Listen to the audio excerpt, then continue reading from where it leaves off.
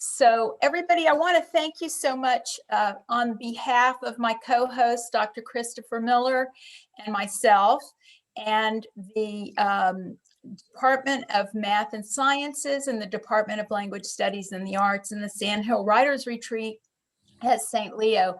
We want to welcome you tonight to a very special reading to kick off Women's History Month and to celebrate natural Florida and great writing as well.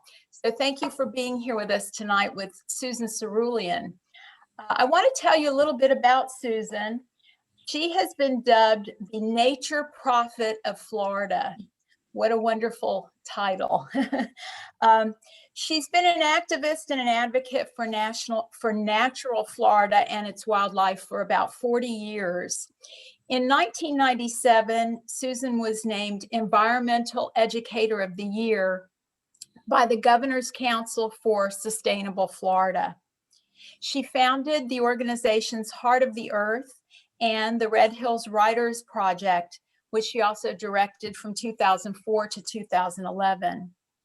Her book, Tracking Desire, A Journey After Swallow-Tailed Kites, was published by the University of Georgia Press in 2005, and it went on to win the Editor's Choice Award by the Audubon magazine.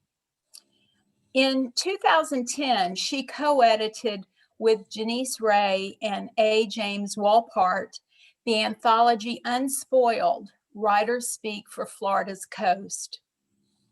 This was an anthology that focused on the threat of oil drilling in the Gulf. And this is where I think I first was introduced to Susan and her work, was through that wonderful anthology. In 2015, Susan's memoir, Coming to Pass, Florida's Coastal Islands in a Gulf of Change, was published by the University of Georgia Press, and it went on to win the gold medal of the Florida Book Awards for nonfiction. Susan's most recent book is a memoir, and it was published last year. It's called I Have Been Assigned the Single Bird, A Daughter's Memoir, and it covers the years she spent caring for her father, who suffered from dementia before he passed away. Good news for this book as well, it's been shortlisted for the May Sarton Award for nonfiction. It's my honor and delight to welcome to St. Leo University, Susan Cerulean. Thank you so much, Gianna, and thank you, Chris, too, for sponsoring my visit with you. I'm really sorry I won't be able to be with you for the Sandhill retreat. We've tried, but maybe another year. I'd love to come down and visit your campus.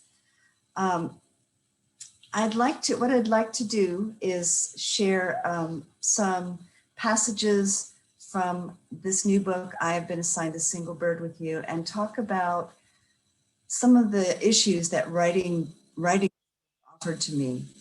And then we will open up for questions and discussion. And that's always my favorite part, because people often have, such different takes on the writing material.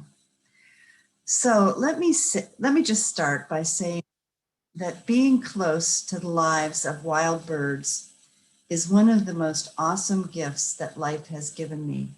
I'm going to share my screen and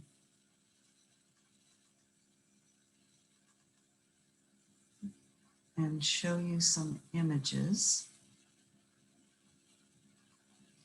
Sometimes it comes right up and sometimes it doesn't. Okay, how's that? Can you see it? No? Yes, ma'am, I can see it. Okay, you got it? Gianna, I can't hear you, but I see that you're... I'm sorry, I can't see it. I'm wondering why. Chris, can you see it? I see your file, a list of files, but I don't actually see the, it looks like it just hasn't opened yet. Okay. Unshare and then reshare the file that you opened. Okay, stop share. Yes, can you see it on your screen, Susan? Then you unshare and reshare. Let's try again. Here you go, you've got it. How's that? Yes. Okay. So all Perfect. that's just the cover of the book, but let's see. Beautiful. And these are some white pelicans that are just now, they're just now leaving our part of Florida, the Gulf Coast of Florida, and they're starting to migrate. So watch for them overhead, moving to the west and the north, to their breeding grounds. So over the years, oh, sorry, I'm going to get into the groove here. I've counted birds, I've written about them, I've worked with the Florida State Wildlife Agency to develop programs and policies to try to protect them. But most of all, my favorite thing is to just be out there watching what they're doing and being near them. All of it with the thought in mind of how can we get people to come into our corner and to also be interested in the protection of wild birds as such an important part of our ecosystems. And I have felt like that even though I've been in this area for so many years, we're not really seeing a big change, not the change that we need to see in terms of people protecting the natural world. So I thought in this book that I would try to pair a human story, the story of caring for my own father with the work that I was doing with birds at the time. And that probably sounds like a strange braiding of a story to you, but you know, that's memoirs often do. And I wanted to propose to you and see if you can come along and agree with me that our single human lives are much more intertwined with other life forms than we may realize or even experience in our day to day. So I'm going to invite you to come along with me to my favorite place.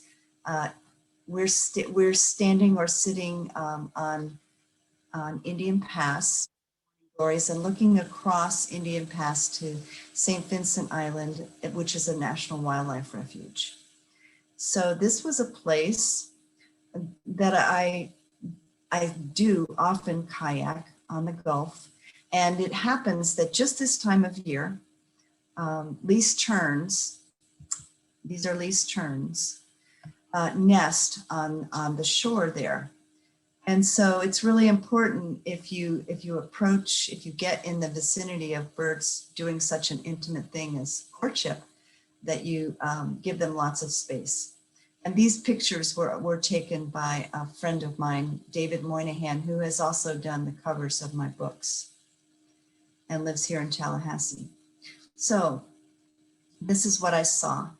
The female tern, which is the one on the right, shirred her wings, fluttering soft and receptive like a dove. The male stood before her. His bill pinched a living fish the size of a soup spoon. As he moved his head side to side to tempt his mate, the last angling of the sun struck the body of the fish. It appeared that the tern offered elemental silver to his mate, and she accepted his nourishment, both actual and ritual.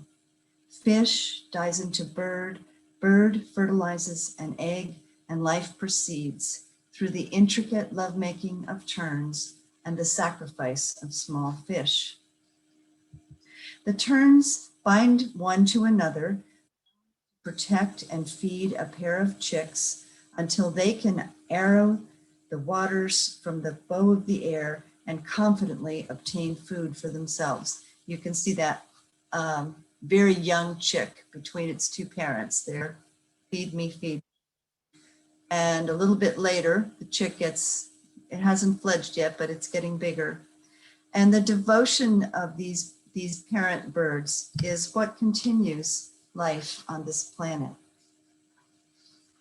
While I'd been working, writing, and counting birds and raising my family here in North Florida, up in New Jersey, my 77-year-old dad, very dear to me, had been diagnosed with Alzheimer's disease. And my sister and I would take turns going back and forth to help out our stepmother and my dad with the issues that always come up in this kind of illness. And he managed for some time, but eventually progressed to the point where he needed more care. And the tipping point came when his wife, Mary Jane, had a stroke and died unexpectedly. And I'm sure I'm not the only one on this call who has had to deal with this kind of family issue. And when she died, one of us had to step up and take care of my father. So my husband, Jeff, and I decided we'd like to bring him to Florida. Say that we had an ultimately unrealistic vision of how it would be to see to his care and his quality of life. I think that we thought that with enough care, his condition would stabilize indefinitely. But of course, that's not ever with that disease. We were wrong about that, but there were plenty of sweet times too. And I was really glad to have had those years with him. So sitting with my dad, this is for the writers now, sitting with my dad during the last 5 years of his life was like sitting near wild birds or mangroves or whatever it is that you study. To understand his needs, because he wasn't as verbal as he once had been, I had to be still and extremely observant.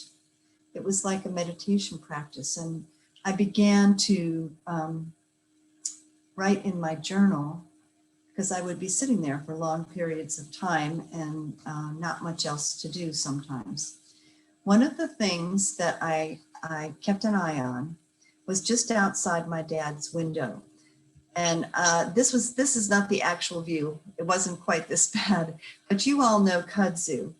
And it was a stand of kudzu that was having its way with a small forest of trees. And during the years that we were there, which were 5 in this facility about a mile from our house, the kudzu basically smothered those trees. And it was as I was watching that and watching my dad lose his battle with what's called the tangles and plaques of the brain in dementia, it became obvious to me that there were so many parallels that I needed, that I was offered. That was where the assigned in the title of the book came from. It was like, this was given to me to write about. It was obvious that humans are doing the very same thing to the earth as the illness was doing to my dad's brain, as the kudzu was doing to the forest. And so here's what I came to believe. The earth is the brain and the body into which we were born. In some nearly parallel way, we face not only a crisis in numbers of people diagnosed with dementia, there are 6 million in our country right now, but as a culture, we are stricken with this disease and its attending violence. For why else would we knowingly destroy the planet that sustains our very lives? The parts of my life, my caregiving and my conservation efforts, began to feel like they could be woven together in a story. I was still working down at the coast, keeping track of the numbers of wild birds nesting, sometimes on St. Vincent Island, where I opened with, and sometimes I was counting and protecting with signage birds on a small spoil island, which you can see. This is my kayak, and I'm looking straight off to about your 1 o'clock to this little spoil island off the Apalachicola Bridge. So I would go down there once a week during the breeding season. And this is what the little island looked like. And what it is, you're looking out towards the Gulf of Mexico, and a spoil island is just a place where a channel needs to be kept open with dredges. And they pour the sand that's clogging the channel up onto, and they sometimes they'll work with landowners, land managers to sculpt a little island that would meet the needs of the birds. And this one sometimes does. And so that was one of the places that I was keeping track of the birds. But in the years that I have been participating in not just these breeding shorebird surveys, but also Christmas bird counts, and just my own observations near where we live down at the coast, I began to really see and feel the absence of wild birds and also the changes to our climate. And it's the fact is that birds are in a huge decline.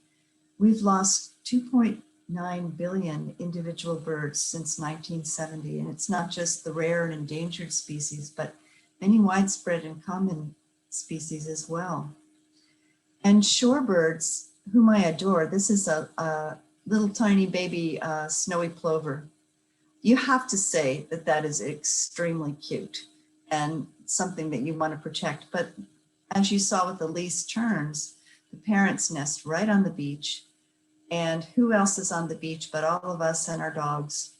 And so they're really taking a hit as well. In fact, there are 40 to 70% fewer shorebirds than you'd have seen 50 years ago in Florida and other places. So the other thing that I was observing, my husband Jeff is a climate scientist, and so we do anecdotal observations, but it's also his profession. So we've been looking at that for a long time. And this is, you've seen these kind of, they're called boneyard forests. And this is at Cape Sandblast at Stump Hole. And the sea level rise and the coastal erosion has just, you can see it with your own eyes. We're not doing well with climate change, although we're doing better with the new administration in this country. But scientists report that, and this may be even a little bit higher, but the carbon dioxide in our atmosphere has risen from 280 parts per million to 415 parts per million during the last 200 years. What I've read, and I believe it's an interesting way to think about it, is that our atmosphere, this warm of an atmosphere that we're moving into, is a novel experience for our human species and for a lot of the species that are here on the planet with us now.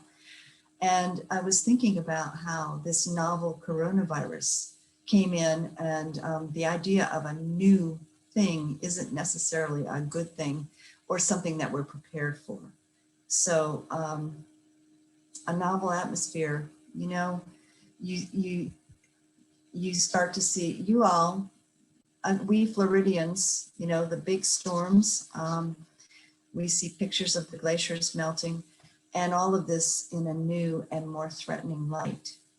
Now I'm going to stop sharing and see if you can, yeah, you can see me. And I'm just going to talk and read to you a little bit more. This is from the book again. The word dementia comes from the Latin demens, meaning madness or the irreversible deterioration of the intellectual properties of the brain.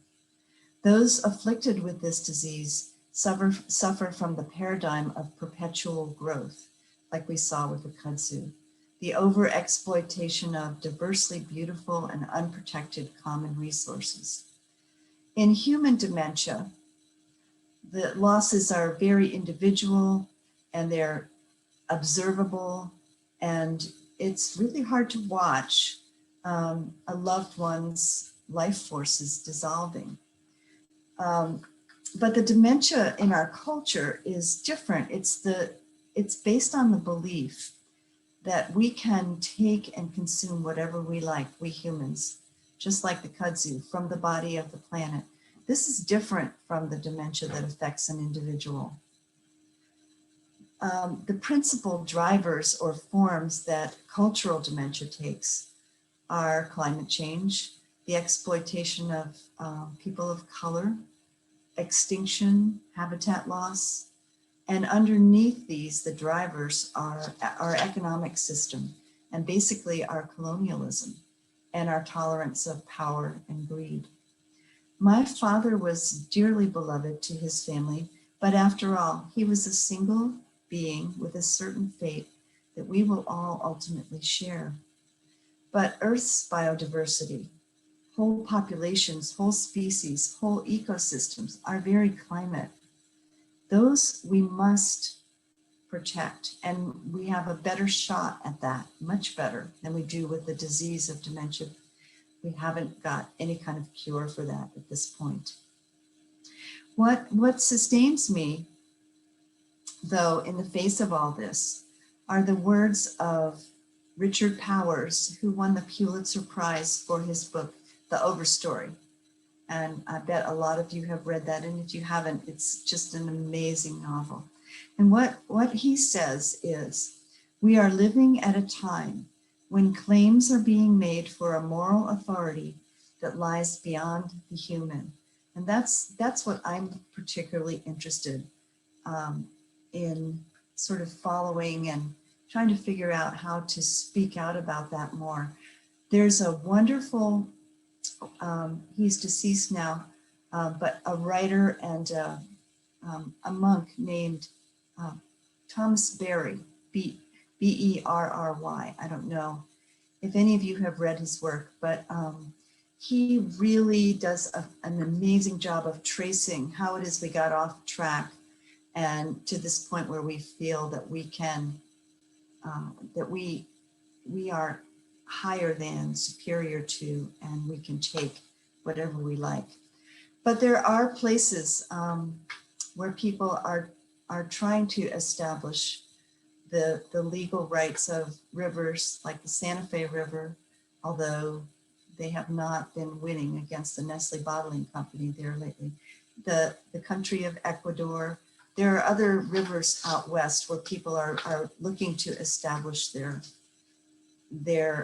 rights. And I think that transforming our assumptions, our worldview, our cosmology of separation, that is the single bird that we must heal as a culture. And if we make this shift, I believe that we can redeem our species. There is no question that we are each called into this service. And whatever form our service, our engagement takes, will be diverse. And there are many forms. That's how nature operates too. That's why it's such a travesty when we lose species after species, because each one, each voice, each way of being contributes to the whole, just like each of your voices contributes to the community that you're in. But together, we have an immense power to stand up, to vote, to speak and act on behalf of all that is sacred. And in my experience, the earth is always speaking to us and guiding us if we take the time to listen and open our eyes to see. I wanted to speak just a little bit to, before we do questions and answers, I wanted to talk to you because you're in Florida. You are just as much in the thick of, as I am, of the incredible pace of development in our state. When I wrote Tracking Desire about swallowtail kites in 2005, the population of Florida was about 16 million. Now it's almost 22 million. That's less than 20 years later. When I first visited my grandparents in Bradenton in the 1960s, we only had a population of 5 million. So I know you can see it down where you are, because when I drive down to Central Florida on that Veterans Expressway, I'm just stunned at the development on either side of it. And so one of the things that Florida writers in particular, when we talk about how can we contribute to the conversation, to changing the way that we look at what's valuable and what has rights is to look at the source of our stories about our state and about our country really too, but Florida is a great example. So I'm going to just share with you a little bit from Tracking Desire about story, because I had this idea back then of we needing to restory Florida as well as restore the landscape. And so you writers, this is your job. In Florida, our population of 21 million is remarkably transient and overwhelmingly unfamiliar with our natural landscapes. I hope that you know the writer Albert. Albert was his name. He lived in Melrose, Florida, just to the east of Gainesville. And he wrote, I think he wrote for the Miami Herald, but he also wrote fabulous books about Florida.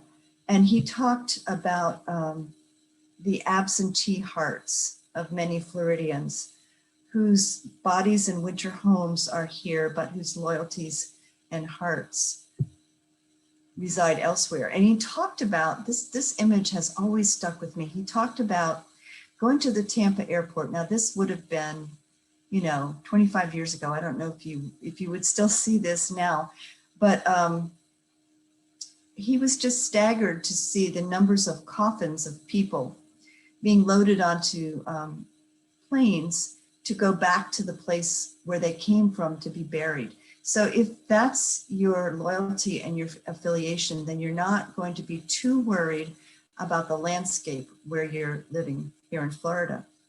But it wasn't always so. I think that the root of our inability to imagine and create a hopeful, inclusive vision for Florida lies in the time between the 1500 and 1800. In my part of the state, when the European conquistadors came through, all the native people were exterminated or driven out. And with that genocide, we lost a profound opportunity to understand our landscape. We lost 12,000 years of story in this story that once made sense of the landscape, how it grows, what it supports, and how we must live. And so there's this question of what does it mean to live on unstoried land? How does such a poverty of heritage relate to attachment and stewardship? What the story we didn't get in Florida, even if you're native, even if you have several generations of native people before you, and the same is true for our country in a big way, is a reciprocal, sustainable relationship with this North American continent, and Florida in particular. I know that my ancestors emerged just 150 years ago here from cold Northern European landscapes, and they were just part of that big exodus from Europe looking for the promised land. And they looked, not just my people, but many of the immigrants viewed this continent as a place to transcend and were incapable of allowing themselves to be touched by the continent as a presence of the divine. And so that's I think the challenge for writers, for Florida writers. We have a pretty good literature, but it always needs to be updated. It always needs to be approached from a new perspective, from your perspective. And I hope that you'll, sometimes, when the climate crisis and the extinction crisis feel so big to me, and I feel like I'm not doing enough as mostly a writer at this point in my life. It feels like it's not enough, but I think that restoring our Florida landscape, There's nothing more important than that. And there's so many ways that you can take that and make it your own. And I hope you will. So I'm going to stop there for now. And I'm happy to hear your questions and your thoughts. And let's have a conversation. Oh my goodness, Susan. You've given us so much to think about, and so much of it that's, you know, important and significant. Thank you. You're so welcome. It's really been great. Chris, Dr. Miller and I are inviting all of you to submit questions into the chat box, and we will keep track, and then we'll kind of go through them as they come in. I believe that Dr. Miller and Dr. Altfeld, as your colleagues sort of in the science world, might have some questions for you to get us started. Yeah, actually, I have a question, although this wasn't, this sort of wasn't a prepared question, but as you were speaking, the last things you said really struck me, because it sounded to me like you were sort of invoking your colleagues to join you in this call for action, right? But then what I was thinking so I'm more of a science guy, and you're a writer, and I learned, you know, your husband's a writer, and I know we have science people, Dr. Altfeld's here as well. But I always reflect back on myself, and I'm always wondering, okay, I have the exact same sort of existential crisis that you ended with, which is, I don't know if I'm doing enough. You know, I always feel called to, like, I'm thinking, okay, yeah, so I'm a professor, I teach this, but then I'm wondering, am I doing enough? Am I really, you know, calling students to arms, so to speak? And I'm wondering, so what, do you think scientists should be doing more as well? Because we tend to be, you know, maybe, I don't know if your husband's this way. And I saw earlier my colleague, Caitlin Snyder's here as well. And maybe some other science people are here as well. I'm always wondering if we are doing enough. Do you feel like that we are shouldering the burden of things like the climate crisis and the loss of biodiversity? Are we carrying the ball as well? Well, that's kind of a tough question. Yeah, it is a tough question. I think that if all of us were carrying our share, then you wouldn't have to feel that way, Chris. Yeah. You wouldn't have to feel that way. I think that it's very hard to judge, and because we're in a crisis time, and the future of our children and our children's children, as well as the shorebirds' children, are hanging in the balance in a way that they had never have before. That we all feel this urgency, right? I mean, yeah. Guilt too, just a lot of Catholic boy guilt, or just guilt, period, just guilt, not doing enough. There's a writer who is, she was a philosophy professor out at Oregon State University in Portland.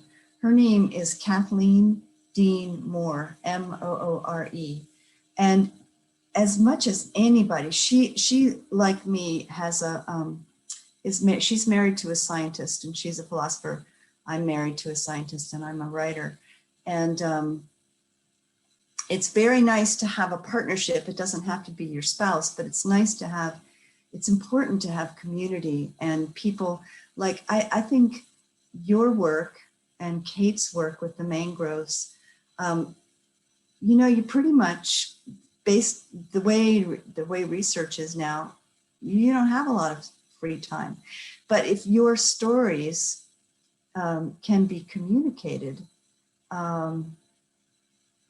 if you could partner, like if you guys did a class down there at St. Leo where it was the scientists and do you have that already? The scientists and the writers together, where the scientists would tell the stories of extinction and climate change, and really those are the stories of our time in this field, and then challenge the writers to help you tell those stories. I think that could be just a fantastic partnership, and I would love to come down and be part of it if that was possible. I think that's a great idea. Right. We have been kind of tossing that idea around, and I'm hoping that we can bring it to fruition. Yes, you definitely had a call to arms there at the end, lack of a better word, but a call to action, I should say. And I wanted to follow up with another question, if that's all right. Dr. Sinise has asked a question, and I wanted to ask you, Susan, would you rather that we read these questions to you, or do you want to look at the chat and just take them as they come in? What do you I think it would prefer? be great if you did, because I'm seeing lots of, it's hard for me to do both. And so I would love it if you did that. Sure. Okay. Chris, you want to just kind of trade off on this? Sure, We can trade sure, off sure. kind of Let me just say monitor one this, thing, if that's okay. I did want to mention that Christine Woods wrote in that sort of a sympathetic note. She lost her uncle to Alzheimer's, and is just sort of in sympathy with you about how hard it is for the family. And she participates in Longest Day on June 21st, a walk for Alzheimer's. So she wanted you to know that. Chris, you want to take the next one from Audrey Cope?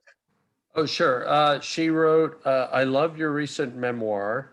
What a dedication to your dad and nature. Beautiful.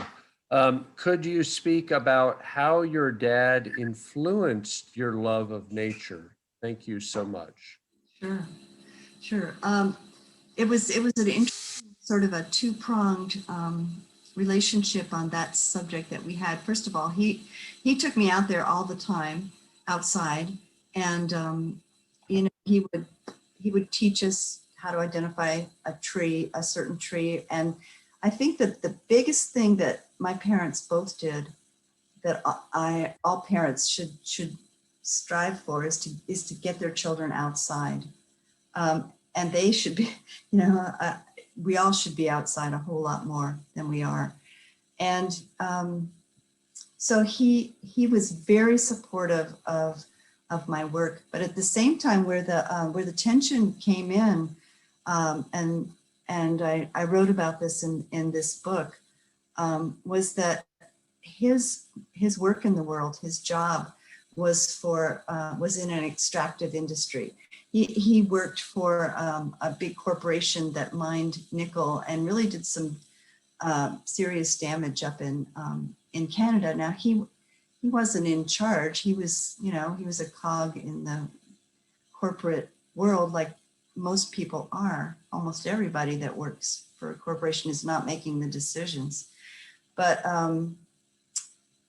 when I understood where it was that where his work was, it was very awkward between us, and I know that I was probably judgmental about it, and yet the money that he made put me through college. I went to Eckerd College down there in St. Petersburg, and he was just, we all make decisions. That's the thing, is that in the culture, the culture we live in, everybody is complicit in this extractive kind of lifestyle that we live, unless you just go off the grid and do nothing. were born into this. And so that's why I think it would be really instructive. I really have gotten off the topic here, but I wanted to get back. I wrote in the chat box, Father Thomas Berry, his book, The Dream of the Earth. And there was a few that were more recent. What he does that would be of interest to you all is he looks at the universities. I'm trying to think of what the other big arms of the government. He looks at, I think, religion. He looks at all the big pieces of American culture, and he looks at the roots of them and how we get entrapped into lifestyles that we know are not beneficial to the planet. And this COVID pause, if you didn't lose people to it or lose your livelihood, it really was an opportunity for people to think, oh, maybe I shouldn't be flying as much. Maybe we're too dependent on this type of fossil fuel consumption when we had to stop. And so boy, I got way off base with your question, but that's where it led me. And he was very important, and just, loved what I did until I wrote about his job. But we came to peace about it. We really did. It was good. I think it's wonderful when you get off track because you're taking us to other really relevant and beautiful and important places. Okay, you've got a few other notes here from people who are also expressing empathy, who've had family members. Mary Rathman is saying that her dad is showing signs of confusion. Dr. Catherine Duncan is noting that she lost both of her parents to dementia, and it's very difficult. And then we'll come to another question. This is from Dr. Sinise. What can universities do to organize to move forward to address issues that need to be focused upon? What can universities do? Well, I think that the thought of developing more of a partnership between the arts, not just writing, but all of the arts, in communicating the crisis that we're in. I think that universities can be real leaders in letting people know what's going on. In Florida in particular, this is not a state that's going willingly forward into addressing issues like sea level rise. This weekend, we're going to go out on the Chassahowitzka River, which is not far from where you all are. And the man, I'm going to be writing a foreword for a book that this man has documented what's happened to that estuary over the last 20 or 30 years that he's been going there. And he said, when you start out at the boat ramp on land, it's kind of near Homosassa Springs, I think, Crystal River, that area. It looks like that beautiful, beautiful jungly, spring kind of situation. But as you approach the Gulf, because so much water is being extracted for development, for drinking water, it's just the sea level rise, the effects of sea level incursion, saltwater incursion are so much greater than maybe other parts of the coast, although we sure do see it on our Northwest Gulf Coast. I think, speaking to Dr. Sinise, that leading in every way that you possibly can in speaking out about this crisis of our time is just, you're in an incredibly powerful position there. Getting the platform to speak about this is the hardest part, because once you do, people understand what you're talking about.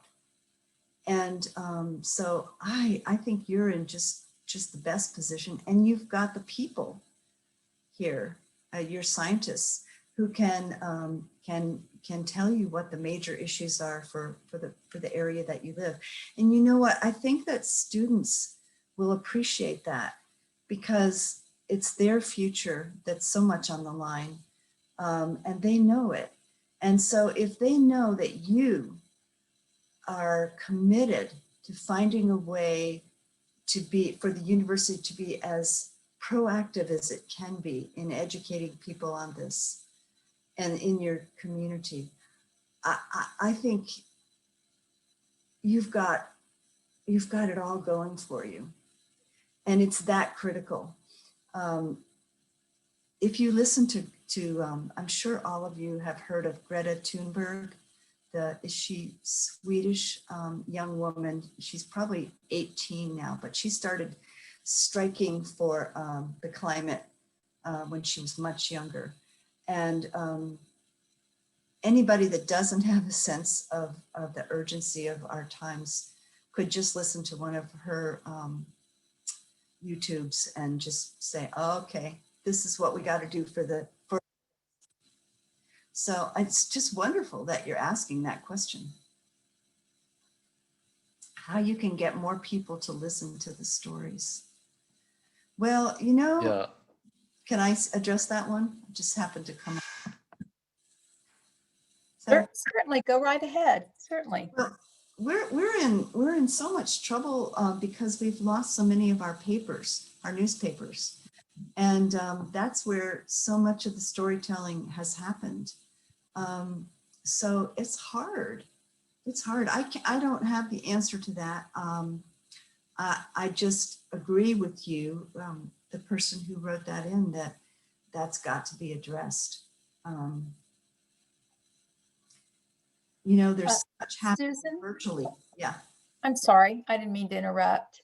I was going to, did you want to say any more about that? No, Okay. just that it's a problem. I agree. Yes. So we'll back up just a little bit. I want to try not to leave anyone out. So Carmela Guial is noting that she was her father's caretaker. He suffered from early onset dementia and passed away last year. She says, I'm working on a memoir about that experience, so something similar. And I'm wondering if you can speak to your process in writing about something as emotionally heavy as this. Well, and truthfully, both issues are emotionally heavy. You know, the extinction climate crises and the Alzheimer's. You know, I had so much time with my dad. So, you know, I had a whole really good lifetime with him, and it was hard, but much harder than writing about it was living through it. You know, seeing him lose his ability to do the things that made him happy and his independence. That was much harder than when you write, you move into a different part of your brain, and you're just saying, how can I express what's going on here? What are the scenes and the details that will bring people into this room with me, and we can be in this space together with its joys and its sorrows. So it was just the things that happened. He was very funny. And, you know, some of the things that happened were so unexpected. It wasn't all bad at all. And having all that time with him, plus having really good caregivers to step in a good bit, made it so that it was just, there were times when it was fun it felt like it was creating something that my family would be able to refer back to and, you know, enjoy. And also it was an honoring, I think, of him. That's how I saw it. And that's how I see writing for Florida and the birds as well, you know. Beautiful, thank you. Chris, would you like to take the next question? That would be by Mary Rathman.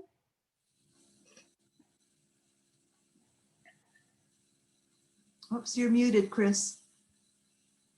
Thank you. Thanks. Sometimes it just happens. Yeah, thank you. Unless you can lip read, it's always a problem, right? Just like Susan, Mary Rathman wrote, just like Susan, my two sisters are sharing with the looking in on my parents, since myself and my other sister live in different states. I was particularly struck by Susan's parallel of tangles and plaque that overtake the mind and nature. The kudzu metaphor. I don't even know if it's a metaphor. You know, when you were saying it, it's not really a metaphor. They're really, it's more tangible than that, I think. Yeah. So it's interesting. Yeah, it was a perfect metaphor, actually. And Yeah, maybe so perfect, it's less, it's more than a metaphor. that's when you know, as a writer, it's like when you see something like that, it's like, oh, this is being given to write, and I can't turn away from it. Just like you and your research, Chris. I mean, it's the same thing, you know, and if you don't, then you have to change. We can't afford to be stale or unhappy in our work if we have a choice. If we're among the people that are privileged enough to get to choose our path, then that's our responsibility. And that's how that story was a microcosm of how it was for me. When I saw that, I said, oh boy, yeah, this is going to be meaningful to more than just me. And then my colleague Laura Altfeld wrote, one of my favorite quotes that very much influences my teaching is the following. In the end, we will conserve only what we love. We will love only what we understand. And we will understand only what we are taught. Wow. Yeah, that's like, boom. And then she continues, I think it might be John Muir. Is that right? I don't know, Laura, Baba Dioum. Not familiar. I've seen that quotation before. I know I've seen that. Yeah, elsewhere. You guys have an important job. You teachers, you professors, you really do. Whatever your field. Yeah. And there's, I'm seeing another colleague of mine, Doris Van Kampen. She wrote, have you found significant initiatives that we could learn more about to preserve more Florida habitat? So she's very much on this activist mindset, clearly. Like what can, you know? The Nature Conservancy is always a favorite. If you had a way to influence the political process, that would be a really good thing. Letting people know that are in power what we care about is just so very, very important. But that's a job for a group, you know. There are groups like the League of Conservation Voters that do lobbying. I think you've put it's something worth brainstorming. When we started our local Red Hills Writers Project here in the early 2000s, and Mary Jane Riles was a big part of that. And we did two anthologies and lots of presentations to people. We were trying to create a sense of citizenship in our bioregion among the people who lived here. And in the end, you know, I don't know how many people we reached, but that was our goal. And we did a really beautiful anthology called Between Two Rivers, Stories from the Red Hills to the Gulf. And it was based on a model out of South Carolina, where some people had done something similar. And really, it would be so great in this state in particular because of our story issue. It would be so great to have some kind of compendium like that for each of the bioregions, however you would define it. I mean, often in Florida, it's defined by, I would think, and it was for the native people, defined by rivers, because we don't have mountain ranges, and rivers kind of are an easy delineation of territory, and, you know, very different from, I wrote a lot about this in Coming to Pass, the book before this one, about how when the colonizers came in to Florida and made a grid of counties and, you know, all that, they were definitely overriding the territories that the different tribes understood to make sense as an entity. So that's what we were kind of trying to do, that without having direct access, of course, to native stories for North Florida, because there's just pretty much nothing left except pottery shards and what the archaeologists can tell us, because everybody was extirpated basically by European disease or war. So there's kind of a reparation that needs to happen, just like we're trying to do in some places, not nearly enough, but for people of color, those people of color that came before us, there are reparations that need to be made right here in our own state. There's a big job for somebody. Tell me when you figure that out. Susan, I just want to jump in just for a minute here. I want to be respectful of your time, and we're at 8 o'clock. We still have a few more questions, but I'm not sure if you would like to wrap things up now, or would you be able to give us a few more minutes, maybe 10 more minutes? Absolutely. Yeah. Okay. Chris, would you like to go ahead then with, I think Carrie had a question. Was it Carrie?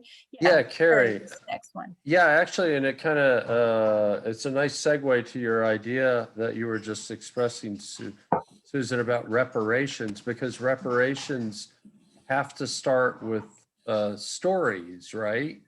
There needs to be a story told, and that's Carrie's question. Do you have any thoughts on how we can get more people, especially Floridians, to listen to the stories? And she continues to say, we can tell them, but the challenge, so Yeah. I can so understand where this is. The challenge, someone's decision to drive an SUV or keep buying big ticket items at Sam's Club, and people get defensive, you know? And she writes, I feel like we spend a lot of time talking to each other, but how can we create a larger and more interested audience?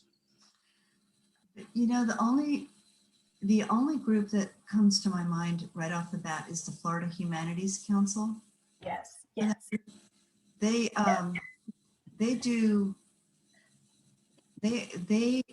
connect with people of all kinds of expertise to go out into communities and share stories.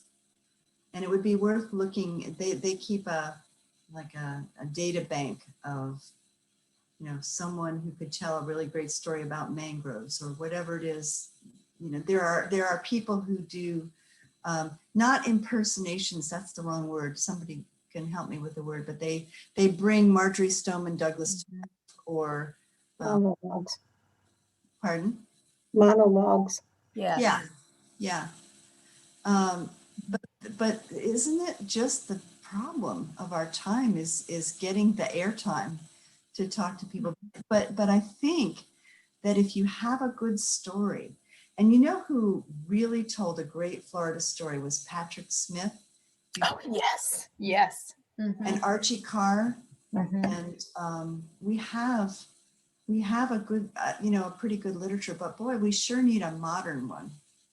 I mean, an up-to-date, you guys telling Florida stories. There's a friend of mine who just had a book released at Tombelow Books, Tom Halleck, you Tom, yeah. in Tampa, and he thinks about this kind of thing a lot. Mhm. It would be worth getting a group of Floridians, like you all, and me, and people up here, to talk about this and brainstorm how to go further with telling Florida stories. Because it seems like at almost every university, like New College and Eckerd College and University of South Florida, there's little nuggets of people that are doing work like this. But it might be a way that people could really learn from, or try to create a network. That is just the hardest question you asked, and it's really important. Susan, are you familiar with Jack Davis's new anthology that he put together with Leslie Poole, Wilder Heart of Florida? It's just come out, Huh. and it's wonderful. There's 35 writers, but it's exactly what you're talking about. And they actually mentioned at the book launch this week that they were thinking of doing another, perhaps doing another volume, because there were so many Florida writers that wanted to contribute. It was all about natural Florida. Mhm. So Yeah. the idea is there, and I think more of us could jump in and pick up on it, and invite our colleagues in the sciences to contribute also. I think lots of people are having the same idea, Susan. That's good. That's good. I'm really glad, because it's with 20 million people, we have lots of lots of education. Chris, are there any more questions that we can Yeah, get to? as I'll just add a comment. I mean, in a weird way, as I'm looking for questions, in a strange way, I think, academia actually in some ways presents a problem, because we do get siloed.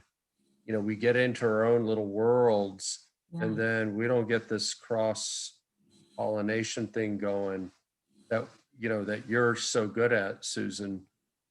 Clearly, you know how to bridge those silos, it's a shame. It's always frustrating for me, because I look over at Gianna, and I look over at Catherine Duncan, and I look at over at the English professors and historians and philosophers and all, and I'm always like, I really want to teach with you guys. I want to be together on this. I want to make that story a very synthetic, broad, interdisciplinary story. But it's hard because we just get so locked into our little worlds. I don't know if you, like, your husband knows, you're married to a scientist, so. Oh, it's just terrible. It's terrible how locked in people get. Yeah. But I think your president could make this a priority for you. I think we could do this. Like, I You feel, might have his ear right now, Susan. We're not yeah. sure. Thank you. I mean, it would be something that would make you all stand out. Look, it's up to the faculty. I can support the faculty coming together, and there's this project that I was involved with up at RISD when I was in New England, and the president at the time called it STEAM, and it's much more common today than it was at that time. So you add arts to science, technology, engineering, and math, and so forth. So yeah, I'm totally with that, but it's got to be driven by the people that are in the trenches, if you will. Yeah, I mean, I think that is a great point. It is, I get that, like, it is up to us. Sometimes, in the past, when I've wanted to reach out, like, I remember years and years ago, I wanted to teach an ecological economics course, co-teach it with a economics person. And I was just told, oh, well, SACS is our accrediting agency. Like, oh, SACS wouldn't like that. That's not It's true. like, it's so different. It's frustrating at times. We can set up co-teaching. We can set up a center for this cross-pollination. You all get together and tell me what what you need to do this, and let's explore it. I think it's, you know, the timing in the world, and as a Catholic institution that cares about the environment and people and so forth, it makes perfect sense. So yeah, let's, you know, go ahead and get together. Tell me what you need. Great. That's encouraging. Thank That you. is, thank Susan, you. thank you for bringing it up too. Thank you. Sure. Well, I don't believe that we have any more direct questions, do we? No, I mean, there's some comments that I can see clearly are in the same. Sister Roberta, you know, highlighted the fact that as an older American, right, sister, Right. that let's not forget part of our target audience needs to be the youngest. I mean, that's Yeah. Greta Thunberg. Oh my gosh. Mhm. She was, wow, what a, gosh, so courageous. What an amazing person she is. And then Mary wrote, I think especially with the pandemic, people will be more open to initiatives. You know, this idea of we're in this crisis, and yet maybe it'll open up our minds to things like this. Yeah. So that's a positive thing, and the silver lining in a rather bleak gray cloud. Thank So, you. That's a great idea to end on, a silver lining. It's what we're wanting, and we're wanting to make the silver lining real, something real. And I think that you're helping us along that path, Susan, by everything you've shared with us tonight. It's really been inspiring. And I know a number of us did recognize that call to action and feel like we do want to, you know, follow up and make you proud in a way. So thank you so much for being with us. And everybody, I would like to remind you that Susan's books are available at Tombolo Books. I did put the website at the very beginning of the chat, and you can order online. They will ship, and they also have sort of a contact-free pickup if you're near St. Pete and you want to go over there. So that's Tombolo Books. Susan, thank you so much. This has just been a wonderful evening. Thank you. Thank you very much for being with us. You are Thank you, just such Susan. you are such a great, a wonderful group of people that I just feel like you're a real place of hope. thank you. Thank you. I'm glad to be with you tonight. I want to meet you in person the next time Okay. I'm up your way. All right. We I'm do that? vaccinated. We're fully vaccinated. Good for you. Good for you. I will Thank be you by all. that time. Thank you Susan. again. Thank And you thanks so to Thank you. everyone for being here. Good night, Thank you. everyone. Thank Good you, night. Dr. Sinise. Thank Good you, night. Thank sister. you. Night. Thank you, Dr. Sinise. Everybody, thank you. Heather, thank you. Yes, thank you, Heather. Bye.